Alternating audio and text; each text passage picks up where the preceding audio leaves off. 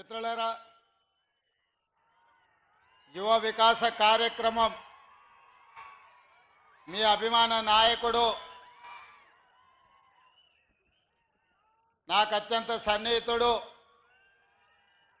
పెద్దపల్లి శాసన సభ్యులు విజయ రమణారావు గారి అధ్యక్షతన ఉమ్మడి కరీంనగర్ జిల్లా ఇన్ఛార్జ్ మంత్రివర్యులు ఉత్తమ్ కుమార్ రెడ్డి గారి నేతృత్వంలో మీ అభిమాన నాయకుడు ఈ ప్రాంతానికి తెలంగాణ ప్రతిష్టకు ప్రాతినిధ్యం వహించిన మాజీ ప్రధానమంత్రి పివి నరసింహారావు గారు ప్రాతినిధ్యం వహించిన మంతని శాసనసభ్యులు ఐటీ అండ్ ఇండస్ట్రీస్ మంత్రివర్యులు శ్రీధర్ బాబు గారి పర్యవేక్షణలో మిత్రులు తెలంగాణ ఉద్యమకారుడు మంత్రివర్యులు పొన్నం ప్రభాకర్ గారు, పొంగులేటి శ్రీనివాసరెడ్డి గారు, మిత్రులు పెద్దలు కోమటిరెడ్డి వెంకటరెడ్డి గారు, అదేవిధంగా వేదిక మీద ఉన్న మంత్రివర్యులు, పార్లమెంట్ సభ్యులు, శాసన మండలి సభ్యులు, శాసనసభ్యులు, ప్లానింగ్ కమిషన్ వైస్ చైర్మన్, వివిధ కార్పొరేషన్ల చైర్మన్స్, తెలంగాణ రాష్ట్ర ప్రభుత్వ ప్రత్యేక సలహాదారులు, కాంగ్రెస్ పార్టీ నాయకులు, ప్రాణ సమానులైన పెద్దపల్లి నియోజకవర్గ ప్రజలందరికీ కూడా మనస్ఫూర్తిగా నేను కృతజ్ఞతలు, ధన్యవాదాలు తెలియజేస్తున్నా. ఈరోజు ఈ కార్యక్రమం ప్రధానంగా యువ వికాసం అనే నినాదంతో వేలాది మంది సమక్షంలో గ్రూప్ 4 ఉద్యోగాలు 8,084 మందికి ఈరోజు నియామక పత్రాలు ఇవ్వడం ద్వారా తెలంగాణ రాష్ట్రంలో మార్పు రావాలి, కాంగ్రెస్ కావాలి అని ఒక నినాదంతో డిసెంబర్ 3, 2023 నాడు మీరిచ్చిన విలక్షణమైన తీర్పుతో ఈనాటి ఈ ప్రభుత్వం ఏర్పడ్డది. ఈ వేదిక మీద ఉన్న పెద్దలందరూ వివిధ హోదాలలో బాధ్యత చేపట్టిన ఇవాళ మేమందరం ప్రధానంగా మీరు రేవంత్ అన్న అని ఇష్టంగా పిలుచుకునే నేను ఒక జిల్లా పరిషత్ మెంబర్గా, శాసన మండలి సభ్యుడిగా, శాసనసభ్యుడిగా, పార్లమెంట్ సభ్యుడిగా, కాంగ్రెస్ పార్టీ కార్యనిర్వాహక అధ్యక్షుడిగా, కాంగ్రెస్ పార్టీ అధ్యక్షుడిగా, తెలంగాణ రాష్ట్ర ముఖ్యమంత్రిగా ఈ 18 సంవత్సరాలు మీరు అభిమానంతో చూసుకొని, మీరు గుండెల్లో పెట్టుకొని, మీ భుజాల మీద మోసిండ్రు కాబట్టి అతి సామాన్యమైన గ్రామీణ ప్రాంతం నుంచి ఒక వ్యవసాయ రైతు కుటుంబం నుంచి వచ్చిన నేను ఈరోజు గ్రామీణ ప్రాంతం నుంచి తెలంగాణ రాష్ట్ర ముఖ్యమంత్రిగా ఎదిగిన అంటే మీరందరూ అభిమానించబట్టి, ముఖ్యంగా నేను ఏ కార్యక్రమం తీసుకున్నా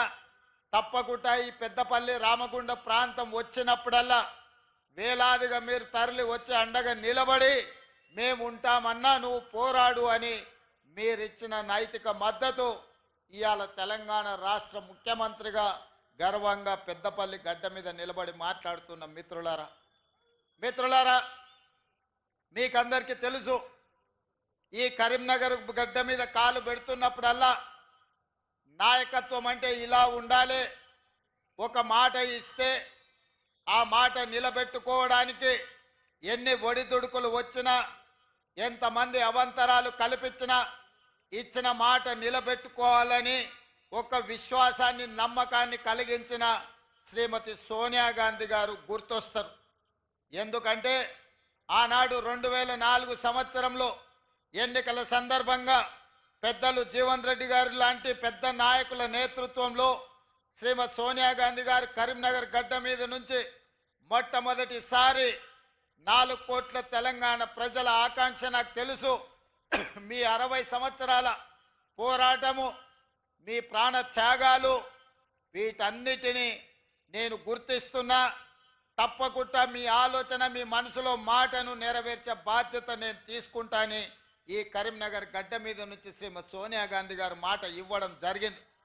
ఆనాటి నుంచి 2014 వరకు సుదీర్ఘమైన 10 సంవత్సరాలు ఈ తెలంగాణ ఉద్యమంలో ఎన్ని అవాంతరాలు వచ్చినా ఎంతమంది అభ్యంతరం పెట్టినా 2000 సంవత్సరంలో తెలంగాణ రాష్ట్రం ఏర్పడాలి అని మొట్టమొదట తెలంగాణ కాంగ్రెస్ పార్టీ శాసనసభ్యుల తరఫున వేదిక మీద ఉన్న పెద్దలు డాక్టర్ జి చిన్నారెడ్డి గారు మొట్టమొదట సోనియా గాంధీ గారికి నివేదిక ఇచ్చి ఆనాడు 42 మంది కాంగ్రెస్ శాసనసభ్యులతో ఒక వినతి పత్రాన్ని బేగంపేట ఎయిర్పోర్ట్లో వారికి ఇచ్చి మొట్టమొదటిసారి వారి మదిలో తెలంగాణ రాష్ట్రం యొక్క ప్రత్యేకతను వారు నమోదు చేయడం జరిగింది. ఆనాడు వారు మొదలుపెట్టిన తెలంగాణ ఉద్యమం కొద్ది కొద్దిగా పెరుగుతూ తెలంగాణ రాష్ట్రాన్ని సాధించుకునే వరకు ఆ ఉద్యమం ఉర్రూతలు ఊగింది. ఇవాళ నేను గుర్తు చేయదలుచుకున్న పెద్దలు బట్టి విక్రమార్క గారు, పొంగులేటి శ్రీనివాసరెడ్డి గారు వేదిక మీద ఉన్నారు. కొంతకాలం ఖమ్మం జిల్లాలో తెలంగాణ ఉద్యమం లేదు అన్నట్టుగా కొంతమంది ప్రచారం చేసిండ్రు. కానీ ఇవాళ ఈ వేదిక మీద నుంచి నేను గుర్తు చేయదలుచుకున్నా, ఆనాడు విద్యుత్ శాఖకు సంబంధించి ఒక చిన్న ఉద్యోగ విషయంలో ఖమ్మం జిల్లా పాల్వంచలో మొట్టమొదటిసారి మా ఉద్యోగాలు మాకు కావాలి, మా ఉపాధి మాకు ఉండాలి అని మొట్టమొదట ఉద్యోగం కోసం ప్రారంభమైన పోరాటం ఆ తర్వాత తెలంగాణ ఉద్యమంగా మారి ఈరోజు తెలంగాణ రాష్ట్రం సాధించడంలో తెలంగాణ ప్రజలు విజయవంతమైందంటే అది పాల్వంచలో ఉద్యోగం కోసం మొదలైన పోరాటం తెలంగాణ రాష్ట్రాన్ని మనం సాధించుకున్నాం.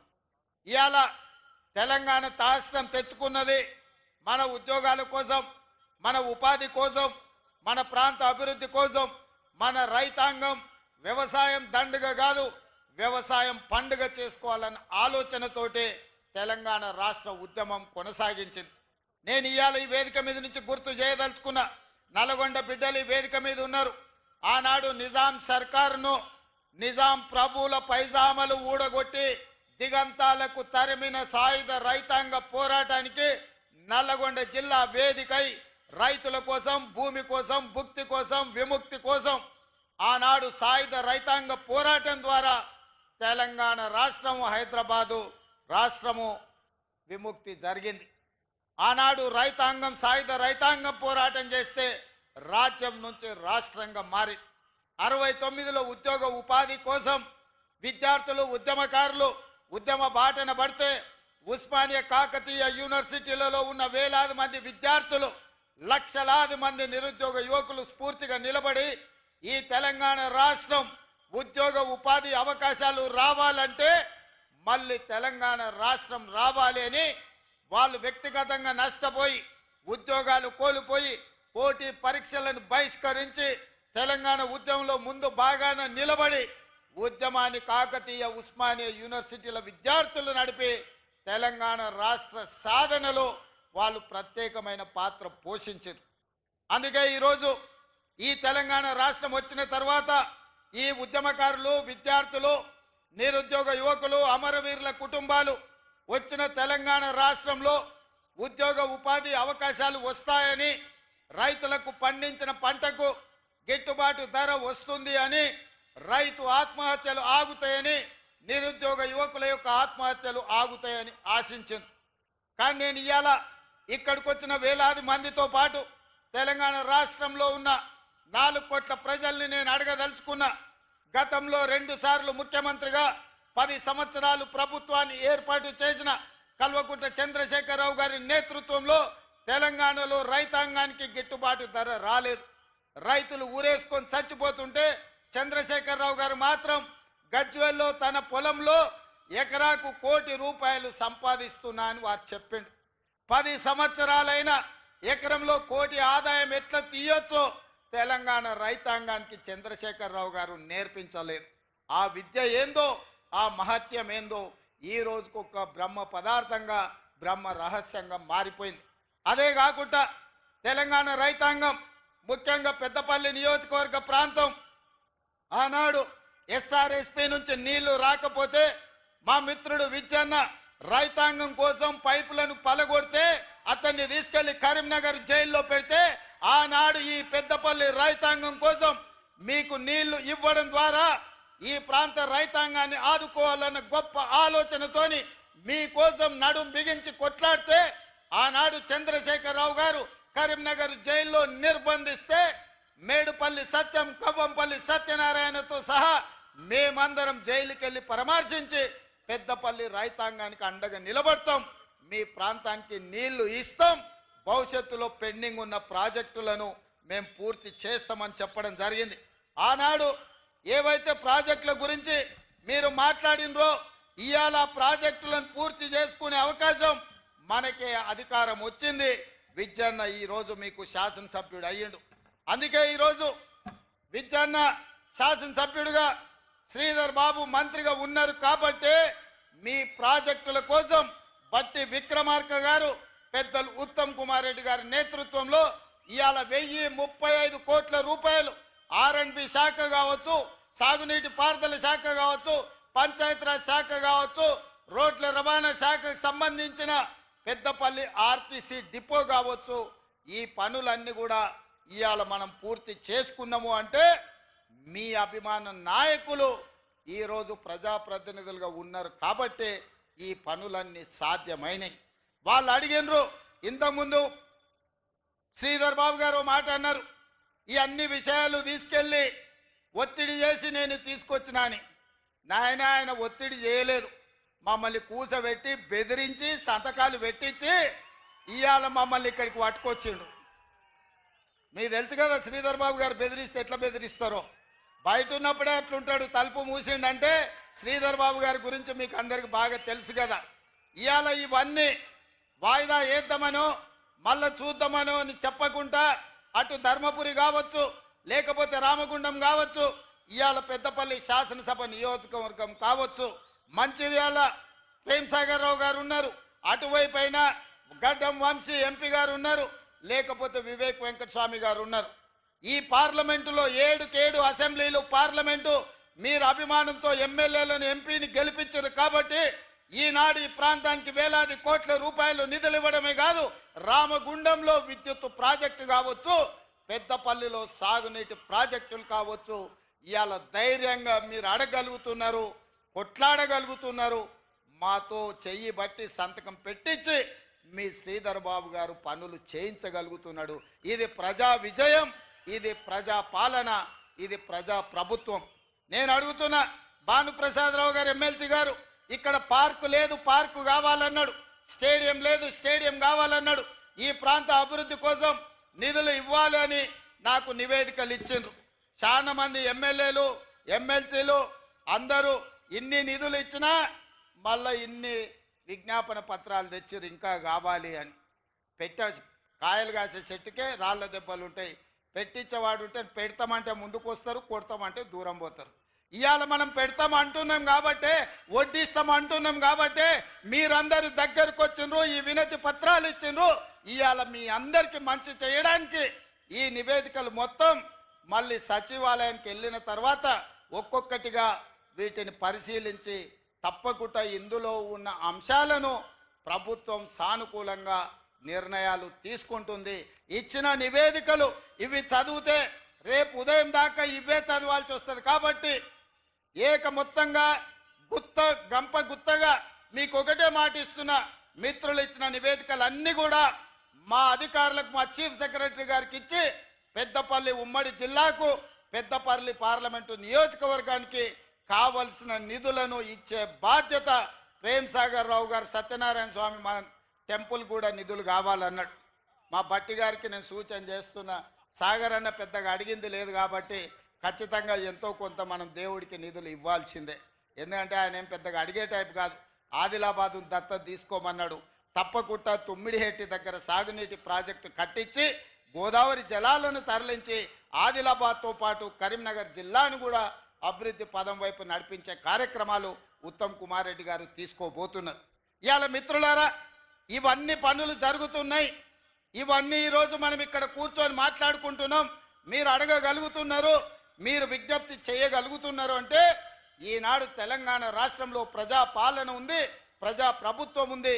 సంవత్సరం పూర్తి చేసుకున్న సందర్భంగా ఈ సంవత్సరం మీకోసం రోజుకు 18 గంటలు కష్టపడుతూ ఎక్కడ చూడకుండా చెమట తీస్తూ పని చేస్తుంటే కొంతమంది కడుపు నొప్పితో లేకపోతే భవిష్యత్తు వాళ్ళకు లేదు, ఇక చీకటి మయమైందని తప్పుడు ప్రచారాలు చేస్తున్నారు.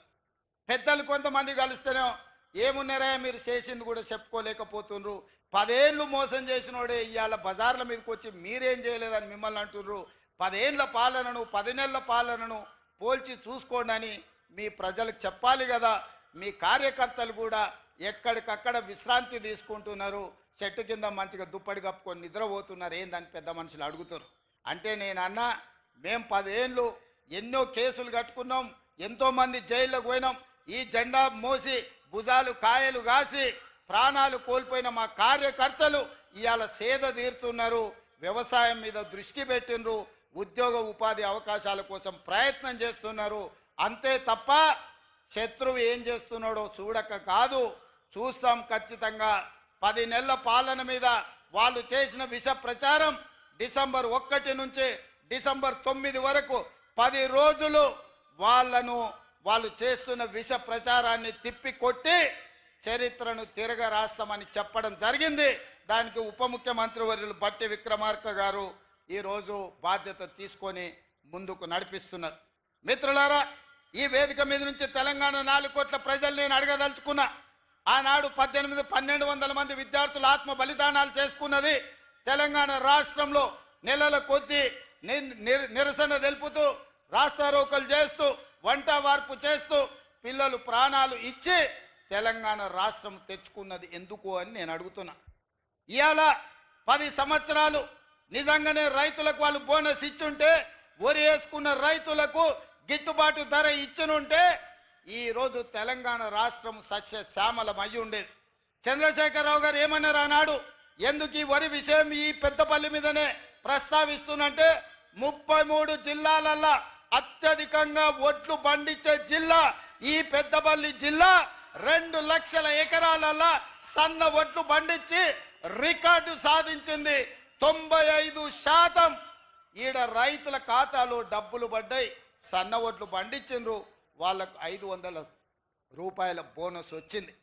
ఇవాళ గిట్టుబాటు ధరతో పాటు బోనస్ కూడా తెలంగాణ రాష్ట్రంలో తెచ్చుకుంటున్నాం. ఇదే కాదు, తెలంగాణ ఉద్యమమే ఉద్యోగ ఉపాధి అవకాశాలు 10 ఏళ్ళు వాళ్ళు ఇవ్వలేదు. ఇవాళ 10 సంవత్సరాల తర్వాత మనం అధికారంలోకి వచ్చిన ఎంబడే మొత్తంగా ఒక్క సంవత్సరంలో 55,143 ప్రభుత్వ ఉద్యోగాలను నిరుద్యోగ యువకులకు అందించడం ద్వారా దేశంలోనే రికార్డు నెలకొల్పిన రాష్ట్రం తెలంగాణ రాష్ట్రం. అందులో ప్రధానంగా హోంశాఖ కావచ్చు, విద్యాశాఖ కావచ్చు, గ్రూప్ 1 కావచ్చు, వైద్య ఆరోగ్య శాఖ కావచ్చు, బీసీ సంక్షేమ శాఖ కావచ్చు, ఎస్సీ అభివృద్ధి శాఖ కావచ్చు, మైనారిటీ సంక్షేమ శాఖ కావచ్చు, ఎస్టీ సంక్షేమ శాఖ కావచ్చు, నీటిపారుదల శాఖ కావచ్చు, రెవెన్యూ శాఖ కావచ్చు, పంచాయతీరాజ్ గ్రామీణాభివృద్ధి శాఖ కావచ్చు, ఇంధన శాఖ కావచ్చు, ఉన్నత విద్యాశాఖ కావచ్చు, రోడ్లు రవాణా రోడ్లు భవనాల శాఖ కావచ్చు, పురపాలక పట్టణ అభివృద్ధి శాఖ కావచ్చు, పశు సంవర్ధక మత్స్య డైరీ శాఖ కావచ్చు, వ్యవసాయ సహకార శాఖ కావచ్చు. మిత్రులారా, ఈ శాఖలల్లో మన ప్రభుత్వం ఇందిరమ్మ రాజ్యంలో మొదటి సంవత్సరం 55,143 ఉద్యోగ పత్రాలు, నియామక పత్రాలు, ఈనాడు గ్రూప్ 4 8,084 మంది నియామకాలతో 55,143 ఉద్యోగాలను ఇవాళ మన ప్రభుత్వం ఇచ్చింది. పెద్ద ఎత్తున చప్పట్లు కొట్టండి. బట్టి విక్రమార్క గారు నిధులు మంజూరు చేస్తేనే, మంత్రివర్గం ఆమోదిస్తేనే 55,143 ఉద్యోగాలు నేను ఇవ్వగలిగిన ఈ దేశానికే గొప్ప రికార్డు. ఈ దేశంలో నేను సూటిగా కిషన్ రెడ్డి గారిని సవాలు విసురుతున్నా, లేకపోతే బండి సంజయ్ గారు మీ పక్కనే ఉంటారు, బండి సంజయ్ గారు, కిషన్ రెడ్డి గారు, నేను సవాలు విసురుతున్నా. నరేంద్ర మోడీ గారు 14 సంవత్సరాలు గుజరాత్ ముఖ్యమంత్రిగా ఉన్నాడు. 11 సంవత్సరాల నుంచి వారు ప్రధానమంత్రిగా ఉన్నారు. 25 సంవత్సరాలల్లా గుజరాత్ రాష్ట్రంలో ఏ ఒక్క సంవత్సరమైనా మేము ఈ మొదటి సంవత్సరంలో ఇచ్చిన 55,000 ఉద్యోగాలు ఇచ్చిండ్రా? నేను సవాలు విసురుతున్న, చర్చకు సిద్ధమా? మేము వస్తాం గుజరాత్, మా నిరుద్యోగ యువకుల్ని తీసుకొని మీ ప్రభుత్వంతో అధికారిక కార్యక్రమం పెట్టండి. లేదా మీ నాయకుడు నరేంద్ర మోడీని తెలంగాణకు ఆహ్వానిస్తున్నాం, ప్రత్యేక విమానం ఏర్పాటు చేస్తాం, వారి రమ్మనుండ్రి, సచివాలయంలో చర్చ పెడదాం. ఈ వివరాలన్నిటినీ నరేంద్ర మోడీ ప్రధానమంత్రికి ఇస్తాం. 55,143 ప్రభుత్వ ఉద్యోగాలు ఇచ్చిన మాట నిలబెట్టుకున్న పార్టీ కాంగ్రెస్ పార్టీ, సోనియమ్మ గ్యారంటీ. అందుకే ఇవాళ యువ వికాసం కార్యక్రమం తీసుకున్నాం. అందుకే ఇవాళ 8,000 ఉద్యోగాలు పెద్దపల్లి గడ్డ మీద నుంచి నిరుద్యోగ యువకులకు అందించినాం. ఇవాళ ఈ పెద్దపల్లి గడ్డ మీద నుంచి నేను చెప్పదలుచుకున్నా, కాళేశ్వరం కట్టినాం, 1 కోటి ఎకరాలకు నీళ్లు ఇచ్చినామని 1,00,000 కోట్లు దిగమింగిన చంద్రశేఖర్ రావు కూతవేటు దూరంలో కాళేశ్వరం ఉంది.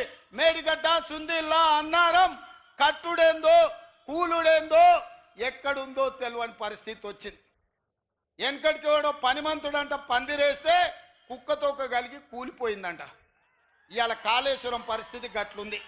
1,02,000 కోట్లు అక్షరాల కాళేశ్వరం ప్రాజెక్టు కోసం 1,02,000 కోట్ల రూపాయల కాంట్రాక్టర్లు మెక్కుతే, చంద్రశేఖర్ రావు గారు బుక్కితే కట్టిన కాళేశ్వరం కూలిపోయింది. ఈ వేదిక మీద నుంచి చంద్రశేఖర్ రావు గారిని అడుగుతున్నా, చూపిస్తున్నా, మేం కట్టిన శ్రీశైలం, నాగార్జున సాగర్, అదేవిధంగా జూరాల, నెట్టంపాడు, కోయిల్ సాగర్, శ్రీరామ్ సాగర్, ఈ ప్రాజెక్టులన్నిటినీ, శ్రీపాద ఎల్లంపల్లి ప్రాజెక్టులను 50 ఏళ్ళు 60 ఏళ్ళ నుంచి పండిత్ జవహర్లాల్ నుంచి మొదలు పెడితే డాక్టర్ వైఎస్ రాజశేఖర రెడ్డి వరకు మేం కట్టిన ప్రాజెక్టులు ఎట్లున్నాయో ఒక్కసారి రా. నువ్వు కట్టిన కాళేశ్వరం ఎట్లుందో, కుప్ప ఎట్లా కూలిపోయిందో ఇవాళ లెక్కలు తీతా మా చంద్రశేఖర్ రావు గారు అని నేను అడుగుతున్నా. ఆయన ఇంట్లో వండుకున్నాడు, ఓ ఇద్దరిని ఊరి మీదకి వదిలేడు. ఊర్లలో అప్పుడప్పుడు బయలుదేయడానికి మైసమ్మకు మనం విడిచిపెడుతుంటాం, తెలుసు కదా. గ్రామాలలో మనం మైసమ్మకి విడిచిపెడుతుంటాం పోతులను. అవి ఊరి మీద పడతాయి, మేస్తాయి, ఎక్కడ పడితే అక్కడ తిరుగుతాయి. అచ్చం అట్లనే మాట్లాడుతున్నారు ఇద్దరు, అచ్చోసిన ఆంబోతుల్లాగా. ఏం మాట్లాడుతున్నారో వాళ్ళకి తెలుస్తలే. 10 ఏళ్ళు వాళ్ళు చేసింది ఏంది, 10 నెలల మనం చేసింది ఏందో చర్చ చేద్దామంటే రాళ్ళు ఇసురుతారు, పోయి చెట్లలో దాచుకుంటారు. రావాయి అని అంటే చూసినావా నన్ను గిల్లుతున్నాడు గిచ్చుతున్నాడు అని అంటారు ఇద్దరికిద్దరు. అందుకే ఇవాళ 10 నెలల్లో మనం సాధించిన విజయాలు సంవత్సరం పూర్తి చేసుకుంటున్న సందర్భంలో మనం ఇవాళ చర్చించుకుంటాం. ప్రధానంగా రైతులకు కనీస మద్దతు ధర ఇవ్వడమే కాదు, ఇవాళ ఈ పంట 66 లక్షల ఎకరాలల్లా 1,53,00,000 మెట్రిక్ టన్నుల వడ్లు పండించి ఉమ్మడి 23 జిల్లాలలో, ఉమ్మడి ఆంధ్రప్రదేశ్లో కూడా ఇంత వడ్లు ఎప్పుడు పండలేదు. ఇది చరిత్ర, ఇది ఒక గొప్ప రికార్డు. కాళేశ్వరం నుంచి చుక్క నీళ్లు లేకపోయినా వ్యవసాయ శాఖ మంత్రిగా, సివిల్ సప్లైస్ మినిస్టర్గా ఉత్తమ్ కుమార్ రెడ్డి గారు ఇవాళ ఈ రికార్డును సాధించారు. నేను అడుగుతున్న కేసీఆర్ను, కాళేశ్వరం లేకపోయినా శ్రీపాద ఎల్లంపల్లి, శ్రీరామ్ సాగర్, జూరాలను, లేకపోతే మంజిరాను, సింగూరు ప్రాజెక్టుల కింద ఇవాళ ఈ ప్రాజెక్టులు మేము కడితే 1,53,00,000 మెట్రిక్ టన్నుల వడ్లు పండించినాం. కనీస మద్దతు ధర ఇచ్చి కొనుడు కాదు, 500 రూపాయల బోనస్ ఇచ్చినాం. ఈ పెద్దపల్లి రైతాంగాన్ని నేను అడుగుతున్నా, మీ ఖాతాల్లో నిధులు పడలేదా? ఆనాడు ఐకేపీ సెంటర్లు తెరవమంటే చంద్రశేఖర్ రావు గారు, ఇది ప్రభుత్వం వ్యాపారం చేయదు, ప్రభుత్వం వ్యాపార సంస్థ కాదు, ఇప్పటి నుంచి మేము కొనం, ఊరేసుకుంటే మీరు ఊరేసుకున్నట్టే, మీకు మాకు సంబంధం లేదని తెగబడి తెగించి ఆనాడు చంద్రశేఖర్ రావు చెప్తే, ఇవాళ నేను చెప్పిన ఇందిరమ్మ రాజ్యం చెప్పింది, మీరు వడ్లు పండించండి, సన్నాలు పండించండి, కనీస మద్దతు ధరతో పాటు 500 రూపాయల బోనస్ ఇస్తాం, పండించండి అన్నాం. 5 రోజుల్లో మీ ఖాతాల మద్దతు ధరతో పాటు బోనస్ మీ ఖాతాలలో పడతలేదా? రైతాంగమా, మీరు ఆలోచన చెయ్యండి. వారు ఎగ్గొట్టిన రైతు బంధు ముఖ్యమంత్రి అయిన ఎంబడే 7,625 కోట్ల రూపాయలు మా ప్రభుత్వం వచ్చిన మొదటి విడతలోనే 7,625 కోట్లు రైతు బంధు మీ ఖాతాలు వేసింది మా ప్రభుత్వం, మన ప్రభుత్వం కాదా? ఇవాళ రైతు రుణమాఫీ 25,35,000 మంది రైతులకు 21,000 కోట్ల రూపాయలు 10 నెలల్లోనే మన ప్రభుత్వం 21,000 కోట్ల రూపాయల రైతు రుణమాఫీ 2 లక్షల వరకు చేసి చరిత్రను తిరగరాసిన చరిత్ర తెలంగాణ రాష్ట్ర ప్రభుత్వాన్ని. నేను సూటిగా సవాల్ విసురుతున్నా. ఏ రాష్ట్రమైనా ఏ ముఖ్యమంత్రి అయినా ఈ దేశ ప్రధానమంత్రి నరేంద్ర మోడీ అయినా నేను సవాల్ విసురుతున్నా. నీ గుజరాత్ రాష్ట్రంలో రైతుకు రుణమాఫీ చేసినవా? ఒకవేళ చేస్తే ఎంతో చేసినావు లెక్కలు దిగి మొదటి సంవత్సరంలో 25,35,000 రైతులకు 21,000 కోట్ల రూపాయలు రైతు రుణమాఫీ చేసి ఈ దేశ చరిత్రనే తిరగరాసిన చరిత్ర తెలంగాణ రాష్ట్ర ప్రభుత్వాన్ని. నేను సవాలు విసురుతున్నా. ఎవరు చర్చకు వస్తారో రాండి. అదేవిధంగా ఆడబిడ్డలు, మా కొండా సురేఖ, మా సీతక్క లేరు, మహిళలు, డ్వాక్రా సంఘాలు, స్వయం సహాయక బృందాలు, వాళ్ళని 10 సంవత్సరాలు రాసి రంపాన పెట్టారు. వాళ్ళని కనీసం మర్యాద కూడా ఇయ్యలే. వాళ్ళు ఎట్లున్నారో చూడలే.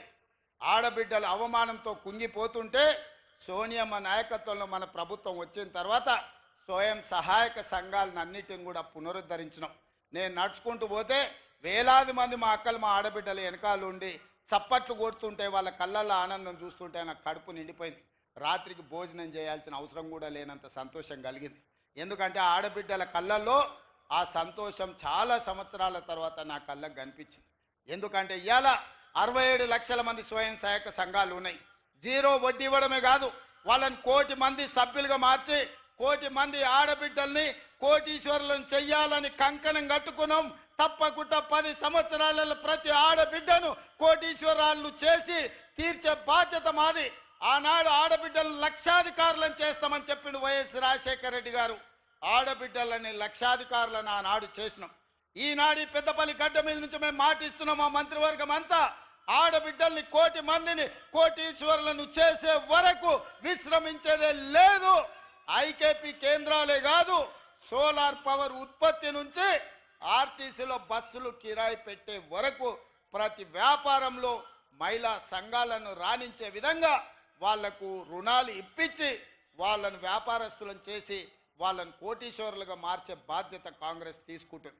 అందుకే పొంగులేటి శ్రీనివాసరెడ్డి గారి నేతృత్వంలో వరంగల్లో ఆడబిడ్డల కోసం కార్యక్రమం తీసుకొని 1,00,000 మంది ఆడబిడ్డల సమక్షంలో వరంగల్ ఆర్ట్స్ కాలేజ్ మైదానంలో ఆడబిడ్డలకు ఏం చెయ్యాలనుకుంటున్నామో ఏం చేసినామో చెప్పినాం.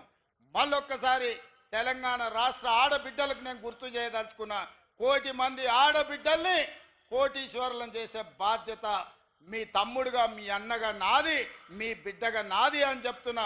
మీ ఆశీర్వాదం ఉంటే ఆ 1 కోటి ఓట్లు బౌలింగ్ బూత్లో డబ్బాల పడితే మా సోదరులు ఓటు వేసినా వేయకపోయినా 2వ సారి అల్కగా ముఖ్యమంత్రి అవుతానని ఆడబిడ్డలకు నేను చెప్పదలుచుకున్నా. ఈసారి 92 లక్షల ఓట్లు వస్తేనే కాంగ్రెస్ ప్రభుత్వం వచ్చింది. వచ్చేసారి మా ఆడబిడ్డలు 1 కోటి మంది 1 కోటి ఓట్లు వేస్తే వీళ్ళు ఇచ్చేది బోనసే తప్ప అస్సలు కాదు. ఆడబిడ్డలు ఇచ్చేది అసలు అవుతుంది, మా సోదరులు వేసే ఓట్లు బోనస్ అవుతాయి. కేసీఆర్కు వజీఫ్ అవుతుంది. ఇక మళ్ళీ వెనక కూడా రాకుండా పోతాడు. ఆడబిడ్డల పట్ల ప్రణాళికలు ఆ విధంగా ఉన్నాయి. అదేవిధంగా యువకులు, నిరుద్యోగ యువకులు, విద్యార్థులు, ఇవాళ విద్యార్థుల కోసం యూనివర్సిటీలను చంద్రశేఖరరావు గారు పూర్తిగా నిర్వీర్యం చేసిండు. వైస్ ఛాన్సలర్లు లేరు, ప్రొఫెసర్లు లేరు, అసిస్టెంట్ ప్రొఫెసర్లు లేరు, అసోసియేట్ ప్రొఫెసర్లు లేరు, లెక్చరర్స్ లేరు, టీచింగ్ స్టాఫ్ లేరు, నాన్ టీచింగ్ స్టాఫ్ లేరు. మొత్తం దివాలా దీపిస్తే యూనివర్సిటీలను మనం వచ్చిన ఎంబడే 10 యూనివర్సిటీలకు వైస్ ఛాన్సలర్లను నియమించడమే కాకుండా డిఎస్సి నోటిఫికేషన్ ఇచ్చి 10 ఏళ్ల వాళ్ళు చేయని పని 11,000 మంది టీచర్ల నియామకం చేపట్టి తండాలలో, గూడాలలో, మారుమూల పల్లెల్లో ప్రతి పేదవాడికి విద్యను అందుబాటులోకి తేవాలి, పేదవాడు చదువుకోవాలి, ఈ అధికారంలో భాగస్వాములను చెయ్యాలి అని ఇవాళ 11,000 మంది టీచర్ల నియమించడమే కాదు 35,000 మంది టీచర్ల బదిలీలు, 21,000 మంది టీచర్ల ప్రమోషన్లు ఇవ్వడం ద్వారా ఈరోజు మన ప్రభుత్వం విద్యకు అత్యంత ప్రాధాన్యత ఇచ్చి పేదవాడు చదువుకుంటేనే బాగుపడతాడనే విశ్వాసంతో పేదలకు విద్యను అందుబాటులోకి తీసుకురావాలనే ప్రయత్నం చేసినాం. అదే కాదు, కేజీ నుంచి పీజీ వరకు ఉండే అన్ని కళాశాలలను సమీక్షించి ఏ మండలాలలో జూనియర్ కాలేజీలు లేవో, ఏ ప్రాంతంలో పాలిటెక్నిక్ కాలేజీలు లేవో, ఏ ప్రాంతంలో డిగ్రీ కాలేజీలు లేవో, ఏ ప్రాంతంలో ఇంజనీరింగ్ కాలేజీలు లేవో, ఏ యూనివర్సిటీలో ఇంజనీరింగ్ అండ్ లా కాలేజీలు లేవో ఇవాళ వీసీ గారు నాకు తెచ్చిచ్చారు. ఒక లా కాలేజ్, ఒక ఇంజనీరింగ్ కాలేజ్ కావాలా మా శాతవాహన యూనివర్సిటీ కానీ తప్పకుండా ఉమ్మడి కరీంనగర్ జిల్లాలో ఉన్న శాతవాహన యూనివర్సిటీకి ఓ ఇంజనీరింగ్ కాలేజ్, ఓ లా కాలేజీని ఇచ్చే బాధ్యత మన ప్రభుత్వం తీసుకుంటుంది అని చెప్పి నేను ఈ వేదిక మీద నుంచి చెప్తున్నా. ఎందుకంటే పేదవాడు చదువుకున్నప్పుడే భవిష్యత్తు ఉంటుంది. పేదవాడికి ఉద్యోగమో ఉపాధి వస్తే ఒక తరం బాగుపడుతుంది. ఆ తరం బాగుపడితే భవిష్యత్ తరాలకు వాళ్ళు ఆదర్శంగా ఉంటారు. ఆనాడు కాకా వెంకటస్వామి గారు కష్టపడి గుడిసెల వెంకటస్వామిగా పేరు రాణించి వారు రాజకీయాలలో వ్యాపారంలో రాణించడం వల్ల ఇవాళ వివేక్ వెంకటస్వామి గారు ఒక టీవీ ఛానల్కు ఒక పెద్ద పరిశ్రమకు యజమాని అయిండు. ఇవాళ వంశీ పార్లమెంట్ సభ్యుడైండు. ఆ కుటుంబంలో వెంకటస్వామి గారు కష్టపడి పైకి తెస్తే ఇవాళ వివేక్, వినోద్, వంశీ ప్రయోజకులై తెలంగాణ రాష్ట్రానికి ఆదర్శంగా నిలబడ్డారు. ఎందుకు ఉదాహరణ చెప్తున్నంటే ఒక్క కుటుంబంలో ఒక్క వ్యక్తి ప్రయోజకుడైతే భవిష్యత్ తరాలన్నీ బాగుపడతాయి. అందుకే ఇవాళ పట్టుబట్టి పోటీ పరీక్షలు పెట్టి ఎవడు అడ్డుపడ్డా అశోక్ నగర్లోనో లేకపోతే దిల్సుఖ్ నగర్ చౌరస్తలా కొంతమంది కృత్రిమ ఉద్యమాలు చేపించినా వాళ్ళందరినీ పిలిచి మాట్లాడిన నేను అడగదలుచుకున్న నిరుద్యోగ యువకుల్ని తెలంగాణ ఉద్యమం ద్వారానే సాధించినాం. ఇందిరా పార్కులో మన పార్లమెంట్ సభ్యులు ప్రభుత్వం ఉన్న తెలంగాణ కోసం ఉద్యమంలో ముందుకు నడిచింది. కానీ తెలంగాణ వచ్చినప్పుడే ఇందిరా పార్కు తాళం వేసింది చంద్రశేఖరరావు కాదా? తెలంగాణ రాష్ట్రంలో నిరసన తెలిపొద్దు, ప్రజలు హక్కులను అడగొద్దు అని నిర్బంధాల మధ్య, లాఠీ చార్జీల మధ్యలో, తుపాకీ తూటాల మధ్యలో తెలంగాణ రాష్ట్రాన్ని 10 సంవత్సరాలు నడిపితే ఈ ప్రభుత్వం వచ్చిన వెంబడే ఇందిరా పార్కు దగ్గర ధర్నా చౌక్ తెరిచి ప్రజలారా మీరు ధర్నా చేసుకోండేదని ఉంటే మా ప్రభుత్వం తప్పకుండా పరిగణలోకి తీసుకుంటుందన్నాం. ఆనాడు ఎవరైనా ధర్నా చేస్తే అడిగేవాడు ఉండేనా? ఈనాడు ధర్నా చేస్తే గాంధీ భవన్లో మా పిసిసి అధ్యక్షుడు మహేష్ గౌడ్ అందరిని పిలిపించి ఇందిరా పార్క్ దగ్గరను అశోక్ నగర్ చౌరస్తల్లో ధర్నాలు చేసిన విద్యార్థులను పిలిచి కూర్చోబెట్టి మాట్లాడిండా లేదా ఒక్కసారి ఆలోచన చేయండి. ఇవన్నీ ఎందుకు జరుగుతున్నాయంటే ఇందిరమ్మ రాజ్యం ఉంది, పేదోళ్ళ గురించి ఆలోచన చేసేవాడు ఉన్నాడు కాబట్టే ఇవాళ ఎవరైనా అశోక్ నగర్ చౌరస్తల్లో, దిల్సుఖ్ నగర్ చౌరస్తల్లో, ఇందిరా పార్కుల్లో, ధర్నా చౌకుల్లో ధర్నాలు చేస్తే, నిరసన తెలిపితే మా పార్టీ కార్యాలయానికి పిలిపించి పార్టీ అధ్యక్షుడు వాళ్ళతో చర్చించి ఆ సమస్యలు ప్రభుత్వం దృష్టికి తెస్తున్నారు. అదేవిధంగా జ్యోతిరావు ఆయన ప్రగతి భవన్ గడి నిర్మించుకున్నాడు. మేము దాన్ని ప్రజాభవన్గా మార్చి ప్రజలకు స్వాగతం పలుకుతున్నాం. అక్కడ ప్రతి వారం 2 రోజులు పెద్దలు డాక్టర్ చిన్నారెడ్డి గారు ఉండి వచ్చిన ప్రతి ఫిర్యాదును తీసుకొని ఈరోజు వాటిని పరిష్కరిస్తున్నాం. ఒకప్పుడు దొరలకు మాత్రమే, పెట్టుబడిదారులకు మాత్రమే అనుమతి ఉన్న ప్రగతి భవన్ ఆ గడి ఇవాళ పేదోళ్ళు ఎక్కడ అంటే అక్కడ తిరిగే స్వేచ్ఛ వచ్చింది. వాళ్ళు విజ్ఞప్తులు ఇచ్చే మా చిన్నారెడ్డి గారు తెలంగాణ ఉద్యమకారుడు వాటిని పరిష్కరించే బాధ్యత తీసుకున్నాడు. తెలంగాణ రాష్ట్రంలో 10 ఏళ్ళు వాళ్ళు చెయ్యలేంది 10 నెలల్లో మనం చేసింది. ప్రమాణ స్వీకారం రోజే అక్కడ ఉన్న ముళ్ళ కంచెలను, అక్కడ ఉండే గోడల్ని బద్దలు కొట్టిన మాట నిజం కాదా? పేద ప్రజలకు ప్రవేశం అనుమతించిన మాట నిజం కాదా? మీరు ఆలోచన చెయ్యండి. అదేవిధంగా ఈరోజు ఫీజు రియంబర్స్మెంటు ఒక పద్ధతిలో పరిష్కరించుకుంటూ వస్తున్నాం. ఈ రాష్ట్రంలో diet charges, cosmetic charges SC, ST, BC, minority హాస్టళ్లలో, కస్తూర్బా హాస్టళ్లలో ఉన్న పేద విద్యార్థులకు 10 సంవత్సరాలైన డైట్ ఛార్జెస్ పెంచలేదు.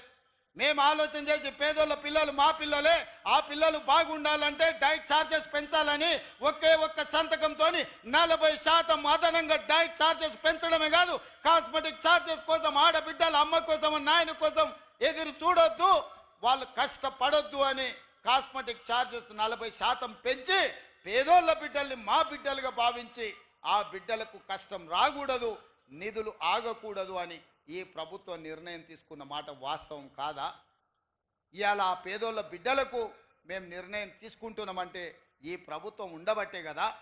ఇవన్నీ చంద్రశేఖరరావు చేసుంటే, చంద్రశేఖరరావు పరిష్కరించుంటే, ఈరోజు ఆర్టీసీలో ఆడబిడ్డలకు ఉచిత బస్సు ఇచ్చుంటే, పేదలకు 200 యూనిట్లు ఉచితంగా విద్యుత్ ఇచ్చుంటే, రాజీవ్ ఆరోగ్యశ్రీ ద్వారా 10 లక్షల రూపాయలు ఉచితంగా అందించుంటే ఇవన్నీ మాకు చేసే అవకాశమే రాకపోతుండే కదా.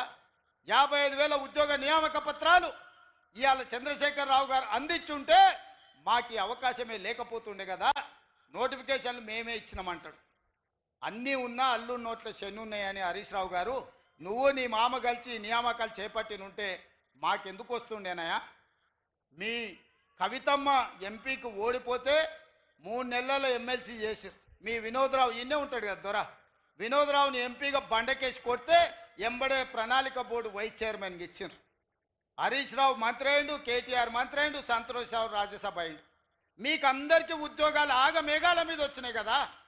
మరి ఈ నోటిఫికేషన్లు ఇస్తే 10 ఏళ్ల వరకు ఎందుకు వీళ్ళకు నియామక పత్రాలు ఇవ్వలేదని నేను అడుగుతున్న తెలంగాణ సమాజాన్ని, ఉద్యమకారులను, విద్యార్థులను, నిరుద్యోగ యువకులను. తెలంగాణ రాష్ట్రం కోసం 1200 మంది బిడ్డలు చచ్చిపోయింది. ఒక కుటుంబంలో ఒక ముఖ్యమంత్రిని, ఒక మంత్రిని, ఒక ఆర్థిక మంత్రిని, ఓ రాజ్యసభ, ఓ లోక్సభ, ఓ ఎమ్మెల్సీ, వాళ్ళ చుట్టపోళ్ళందరికీ ఉద్యోగాల కోసం ఈ పిల్లలు ఆత్మ బలిదానాలు చేసుకున్నారా? లేకపోతే తెలంగాణ రైతాంగానికి గిట్టుబాటు ధర ఉండాలి, బోనస్ ఉండాలి అని తెలంగాణ సాధించుకున్నారా? ఆలోచన చేయండి. వాళ్ళ పిల్లలకు ఉద్యోగాలు ఉండాలి, వాళ్ళ పిల్లలు భద్రంగా ఉండాలి, కడుపు నిండా తినాలి, కంటి నిండా నిద్రపోవాలనా? ఇవాళ పేదోళ్ళ పిల్లలు 35 లక్షల మంది కోచింగ్ సెంటర్లలో 10 ఏళ్ళ నుంచి తల్లిదండ్రులు ఉపాధి హామీ కూలీ పైసలు రూపాయి జమ చేస్తే 10 ఏళ్ళు పోటీ పరీక్షల కోసం ఢిల్లీ, హైదరాబాద్ చౌరస్తాలల్లో నిరుద్యోగ యువకులుగా తిరుగుతున్నాం. 21 ఏళ్ళు వచ్చినోడు ఉద్యోగం కోసం ప్రయత్నం చేస్తే ఈ 10 ఏళ్ళు 35 ఏళ్ళకు వచ్చారు వాళ్ళు. 21 నుంచి 35 ఏళ్ళే అత్యంత కీలకమైన వయసు ఏ యువకుడికైనా. ఆ వయసే నిర్వీర్యం అయిపోయిన తర్వాత వాడు ఎందుకు పనికొస్తాడు? ఒక్కసారి ఆలోచన చేయండి. అందుకే మేము ఆలోచన చేసి ఈ పేదవాళ్ళ కోసం, నిరుద్యోగ యువకుల కోసం 55,000 ఉద్యోగాలు ఇవ్వడం ద్వారా ఈరోజు వాళ్ళను విముక్తి కలిగించినాం. కోచింగ్ సెంటర్ల చుట్టూ తిరిగి ప్రదక్షిణలు చేసి జీవితం మీద నిరాశతోని ఆత్మహత్యలు చేసుకోవద్దని ఒక మహేందర్ ముదిరాజు, ఒక సురేష్ నాయకో, లేకపోతే ఒక ముత్యాల సాగరో, లేకపోతే ఒక కవితనో వనపర్తిలో సూసైడ్ చేసుకున్న పిల్లలు, అట్లాంటి సంఘటనలు జరగొద్దు అని ఇవాళ ఈ పరీక్షలన్నీ నిర్వహించినాం. ఇందుకోసం తెలంగాణ రాష్ట్రం తెచ్చుకున్నామో ఒకసారి ఆలోచన చేయండి మిత్రులారా. కేవలం ఒక కుటుంబం కోసం 4 కోట్ల ప్రజలు ఉద్యమ బాట బట్టి, వందలాది మంది విద్యార్థులు ఆత్మ బలిదానాలు చేసుకొని, లక్షలాది మంది అక్రమ కేసులు ఎదుర్కొని, నిరసనల ద్వారా, రాస్తా రోకల ద్వారా, ఉద్యమాల ద్వారా, బంధుల ద్వారా తెలంగాణ రాష్ట్రం ఎందుకోసం తెచ్చుకున్నారు? ఒక కుటుంబాన్ని అందలం ఎక్కించడానికా, లేకపోతే 4 కోట్ల తెలంగాణ ప్రజలు బాగుపడడానిక? ఒక్కసారి ఆలోచన చేయండి. ఇవాళ వాళ్ళ బాధ ఏందో నాకు అర్థమవుతలేదు, వాళ్ళ దుఃఖానికి కారణం ఏందో నాకు అర్థం కావట్లేదు. పొద్దున్న లేస్తే ఒకటే ఏడుపు, శాపనార్థాలు. ఇట్లా కాదు అట్లా, అట్లా కాదు ఇట్లా. 10 ఏళ్ళు మీరే ఉన్నారు కదా, మీకు ఇంత తెలివితేటలు ఉంటే ఓటు చేయొద్దు అన్నాడు. 80,000 పుస్తకాలు చదివిన అపర మేధావులే మీరైతే ఈ రైతుల సమస్య మీకు తెలవలేదా? ఆడబిడ్డల బాధ మీకు చేరలేదా? మా నిరుద్యోగ యువకుల యొక్క కష్టం మీకు అర్థం కాలేదా? అర్థమైనా మీ కుటుంబం పంచపక్ష పరమాణాలతో తింటూ, మా ప్రాణాలతో చెలగాట మాడుతూ, మా విద్యార్థులను బలి తీసుకుంటూ, మా రైతులను ఆత్మహత్యలకు ఉరిగొల్పుతూ మీరు అనుభవించిన మాట వాస్తవం కాదా? ఓపిక లేదా? 5 ఏళ్ల కోసం ప్రజలు తీర్పిచ్చారు, 5 ఏళ్ల కోసం ఈ ప్రభుత్వాన్ని ఇచ్చారు. 5 ఏళ్ల తర్వాత మేము చేసిన పనులన్నిటిని తీసుకెళ్లి ప్రజలకు ఈ విధంగా వివరించి 5 ఏళ్ళు మేము పనిచేసినాం, మరో 5 ఏళ్ళు అవకాశం ఇవ్వండి అని ప్రజల దగ్గరికి మేము వెళ్తాం కదా. తెల్లారకు ముందే కొత్త బిచ్చగాడు పొద్దుకు తిరగాడు అన్నట్టు పొద్దున్న లేస్తే తలా ఒదిక్కు చేరి ఈ ప్రభుత్వాన్ని పని చేయనీయము అని అంటున్నారు. అందుకే తెలంగాణ సమాజాన్ని ఆలోచన చేయమని నేను అడుగుతున్నా. ఇవాళ 5 ఏళ్ల కోసం ఎన్నుకున్న ప్రభుత్వం అద్భుతాలు సృష్టిస్తుందా ఒకటే రోజు? ఎంత కండలు తిరిగిన 6 ప్యాక్ ఉన్న పిల్లగానికి 6 అడుగులు ఆజానుబాహు అంటారు కదా, అట్లాంటి కండలు తిరిగిన వాడికి పెళ్లి చేస్తే ఒకటే రోజు పిల్లలు అవుతారా చెప్పండి? కండలు తిరిగే ఉండొచ్చు, 6 అడుగుల ఉండొచ్చు, పెళ్లి చేస్తే ఒకటే రాత్రికి పిల్లలను చేయగలడా? దేనికైనా ఒక ప్రాసెస్, ఒక విధానం, ఒక విధి విధానాలు ఇవన్నీ ఉంటాయి. ఆ విధి విధానాల ప్రకారం ప్రభుత్వం పనిచేస్తుంది. మీకు నిధులు ఇవ్వాలన్నా కింద సెక్షన్ ఆఫీసర్ నుంచి పై వరకు చీఫ్ సెక్రటరీ వరకు సంతకమై మంత్రి దగ్గర క్లియర్ అయి, ఆర్థిక మంత్రి దగ్గర క్లియర్ అయి, ముఖ్యమంత్రి కార్యాలయానికి వస్తేనే సంతకం పెట్టాల్సి వస్తుంది. ప్రతి పనికి ఒక ప్రాసెస్ ఉంటుంది. ఆ ప్రాసెస్ను కంప్లీట్ చేయడానికి ఒక విధానం ఉంటుంది. ప్రజలు మాకు అధికారం ఇచ్చింది 5 ఏళ్ల కోసం. అప్పుడే ఎందుకంత ఆతృత అని నేను అడుగుతున్నా. ఏందా మీ బాధ, మీ దుఃఖము ఏంది? ఏంది తండ్రి కొడుకు అల్లుడు చూడుండ్రి, ఒక్కసారి ఆలోచన చేయమని అడుగుతున్న తెలంగాణ సమాజం. 10 ఏళ్ళు వాళ్ళే కదా కుర్చీలు ఉన్నది, 10 నెలలు కూడా ఓపిక పట్టారా? మేమేమో అల్లాటప్పకు వచ్చినామా, అడుక్కొని వచ్చినామా? ప్రజలు ఆశీర్వాదిస్తూ వచ్చి కుర్చీలో కూర్చున్నాం కదా. మిమ్మల్ని బొందబెట్టి మమ్మల్ని కుర్చీలో కూర్చోబెడితేనే కదా ఇవాళ మేము వచ్చింది. అప్పుడే దిగిపో దిగిపో దిగిపో అని అంటే ఏంది ఇది? మేము అట్లనే చేసినామా? 5 ఏళ్ళు జానారెడ్డి గారు ప్రతిపక్ష నాయకుడిగా ఎప్పుడైనా ఇట్లా చిల్లర మాటలు మాట్లాడిండగా, చిల్లర మల్లరగా వ్యవహరించిండా? 5 ఏళ్ళు సిఎల్పి నాయకుడిగా బట్టి విక్రమార్క గారు ఉన్నారు. శాసనసభ సమావేశాలను ఒకసారి చూడండి. ఇట్లాంటి చిల్లర మాటలు ఎప్పుడైనా మాట్లాడిండా? ప్రభుత్వానికి సహేతుకమైన సలహాలు ఇచ్చిండు, సూచనలు ఇచ్చిండు, ప్రభుత్వం పనిచేసే విధంగా సహకరించండి తప్ప ప్రభుత్వాన్ని నడవనీయకుండా కాళ్ళల్లో కట్టబెట్టే ప్రయత్నం చేయలే. ఇవాళ నేను చంద్రశేఖరరావుని అడుగుతున్నా, మీరు ఉద్యమకారుని అంటారు, తెలంగాణ సాధించినోని అంటారు, 80,000 పుస్తకాలు చదివినోని అంటారు, నీ అంత మేధావి లేడంటారు, అన్ని కరెక్టే ఉన్నాయి. కానీ ఈ మేధావికి ఈ ఇంగిత జ్ఞానం అనేది 5 సంవత్సరాలకు ఎన్నికైన ప్రభుత్వం ఆ పిల్లల్ని పని చేయనిద్దాం, నా అనుభవంతో వాళ్ళకు కొన్ని సూచనలు ఇద్దామని ఎందుకు ముందుకు వస్తలేడని నేను అడుగుతున్నా. రండి చంద్రశేఖరరావు గారు, శాసనసభకు రండి, మీ అనుభవాన్ని తెలంగాణ ప్రజలకు పంచండి. 1 ఎకరాకు ₹1 కోటి వ్యవసాయంలో ఎట్లా సంపాదించవచ్చో వ్యవసాయ క్షేత్రాలు, రైతు వేదికలు ఉన్నాయి, లైవ్ పెడతాం. మీరు రాండి, ఆ ప్రజాభవన్ నుంచే మీరు విశ్లేషించండి. మీ మేధావితనంతో ఎకరాకు ₹1 కోటి ఎట్లా పండించవచ్చో చెప్పండి. ఇవాళ మేము గిట్టుబాటు ధరతో పాటు ₹500 బోనస్ ఇస్తున్నాం, అభినందించండి. ఏం పోతుంది? వయసులో పెద్దోనివి, అనుభవంగా లోనివి, కేంద్ర మంత్రిగా చేసినావు, ముఖ్యమంత్రిగా చేసినావు. అరే యువకులు కష్టపడుతున్నారు, మంచి పని చేస్తురే, ఈ పిల్లలు బాగానే చేస్తున్నారు, చేయని అని ఒక ఆశీర్వాదం ఇయ్యి, ఓ మంచి మాట మాట్లాడు. వరంగల్ ఎయిర్పోర్ట్ తేలే, కొత్తగూడెంలో ఎయిర్పోర్ట్ తేలే, రామగుండంలో ఎయిర్పోర్ట్ తేలే, ఆదిలాబాద్లో ఎయిర్పోర్ట్ తేలే, ఆ పెద్దపల్లిలో బస్ డిపో ఇవ్వలే, ములుగు జిల్లాలో బస్ డిపో ఇవ్వలే. ఇవాళ మేమందరం కష్టపడి పొన్నం ప్రభాకర్ గారు చెప్తే, విచారణ చెప్తే ఇవాళ పెద్దపల్లికి బస్ డిపో ఇచ్చినాం, రేపు రామగుండంలో ఎయిర్పోర్టు తీసుకొస్తాం. అభినందించయ్యా, నీ గౌరవం పెరుగుద్ది, నీ తురాయం ఊసిపోదు, నీ కిరీటం ఏం పడిపోదు. 10 ఏళ్ళైనా ఇవాళ హైదరాబాద్లో ఎయిర్పోర్ట్ అన్నాడు వైఎస్ రాజశేఖర రెడ్డి కట్టాడు. 10 ఏళ్ళు నువ్వు ఒక్క ఎయిర్పోర్ట్ అన్న తెచ్చినవా, తేవాలన్న ఆలోచన చేసినవా? ఆనాడే రామగుండంలో ఎయిర్పోర్ట్కు అన్ని వసతులు ఉండే, ఆదిలాబాదులు ఉండే, వరంగల్ ఎయిర్పోర్ట్ ఉండే, ఉమ్మడి రాష్ట్రంలో మూతబడ్డాయి. తెలంగాణ వచ్చినప్పుడే చంద్రశేఖరరావు గారు అవి తెరిచి ఉండాల్సింది, తెరవలేదు. ఇవాళ కేంద్రంతో కొట్లాడి 4 ఎయిర్పోర్ట్లు అదనంగా తెలంగాణకు తేవడానికి ఇవాళ మేము పట్టుబట్టి సాధిస్తున్నాం. అవన్నీ ప్రగతి పథంలో నడుస్తున్నాయి. నువ్వు ఆదిలాబాద్, నువ్వు ఇవాళ పెద్దపల్లిలో బస్ డిపో, ములుగు జిల్లాలో బస్ డిపో కూడా ఇవ్వలేదు. ఇంతకంటే దుర్మార్గం ఉంటుందా? ఇవాళ నా దృష్టికి రాగానే 15 ఏళ్లలో ఒక్క బస్ డిపో కూడా ఇవ్వలే. మొట్టమొదటి బస్ డిపో ఈ 15 ఏళ్లలో ఈరోజు పెద్దపల్లికి పూర్తి స్థాయి బస్ డిపో ఇచ్చినాం. ఇది కాంగ్రెస్ పార్టీ విధానం. ఇవాళ బస్ డిపోలే కాదు, ఎయిర్పోర్టులు కూడా మీ కూతవేటు దూరంలో వస్తున్నాయి అంటే ఈ ప్రజా పాలనతోనే సాధ్యమైంది మిత్రులారా. అందుకే ఈరోజు రైతులు కావచ్చు, మహిళలు కావచ్చు, విద్యార్థులు కావచ్చు, నిరుద్యోగ యువకులు కావచ్చు, మైనారిటీలు కావచ్చు, ఎస్సీలు కావచ్చు, ఎస్టీలు కావచ్చు, బీసీలు కావచ్చు, ముఖ్యంగా మా బీసీ సోదరులారా, మీ కులగణన గురించి ఎన్ని సంవత్సరాల నుంచి, ఎన్ని దశాబ్దాల నుంచి మీరు కొట్లాడుతున్నారు. ఇవాళ కాంగ్రెస్ పార్టీ కులగణనను 95% పూర్తి చేసుకున్నది. కులగణనలో ఎందుకు చంద్రశేఖరరావు, హరీష్ రావు, తారక రామారావు పాల్గొంటలేడని నేను అడుగుతున్నా. మీరు బీసీ వ్యతిరేకులా, బీసీ ద్రోహులా? మీరు ఈ రాష్ట్రంలో లేరా? మీరు పదవులు అనుభవిస్తలేరా? ఆ బీసీలతో ఓట్లు వేయించుకోలేదా?